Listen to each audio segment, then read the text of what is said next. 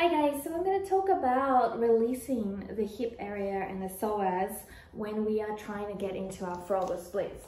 So one of the things that I have found is I get super tight in these areas.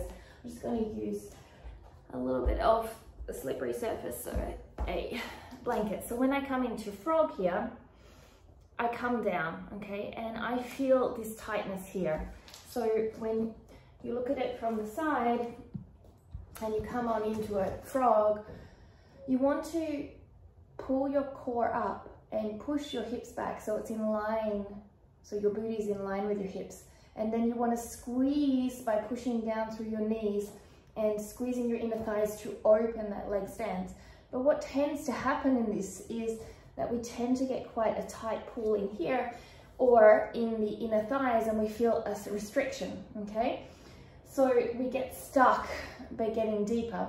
Now, another option to do is to bring your leg long here into a half straddle by pointing and flexing, and half frog, okay? Now again, you have to keep your hips back and keep squeezing and pushing down, but even in this movement, you're going to feel that tightness, okay? So it still gets a longer stretch, still pushing down, belly in, and I'm getting deeper into the pose. But the problem is that I'm still feeling that tight pull here up the top of my hip flexors.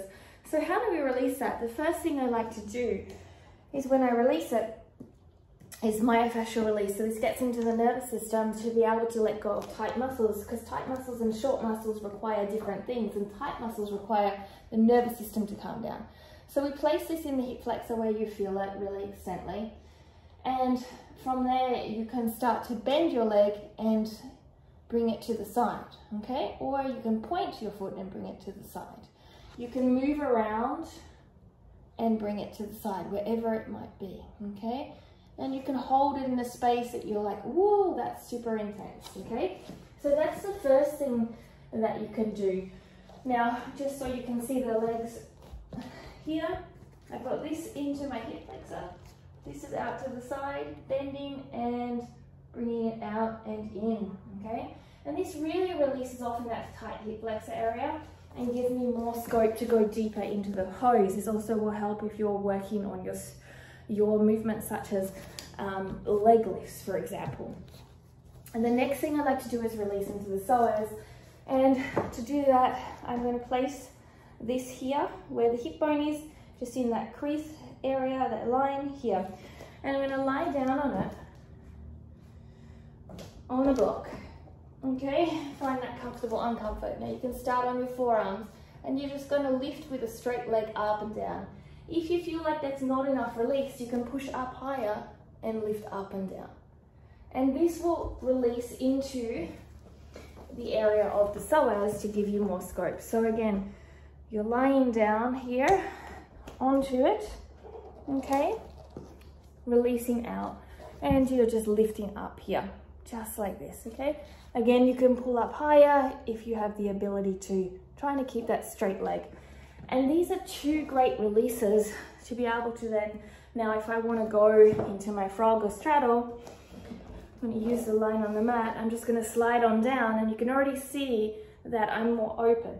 And I can feel, which is more importantly, feel that I'm not as tight in here to be able to rock back and forth to give me more scope into my straddle splits to get a better alignment without any restriction of the movements by muscles or nervous systems pulling and then potentially leading to an injury. So when we work on stretching and we work on opening ourselves up, we've got to look at tight and short muscles, and tight muscles are the ones that just keep staying tight and really gripping, and these ones we need to use things such as tools like massage balls or rollers to get into using myofascial release techniques, which get into the nervous system, and the nervous system says, oh, okay, I'll relax, and then the muscle relaxes.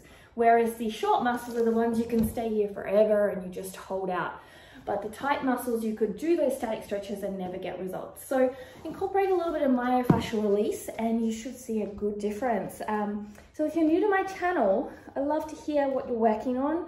I love to interact with you.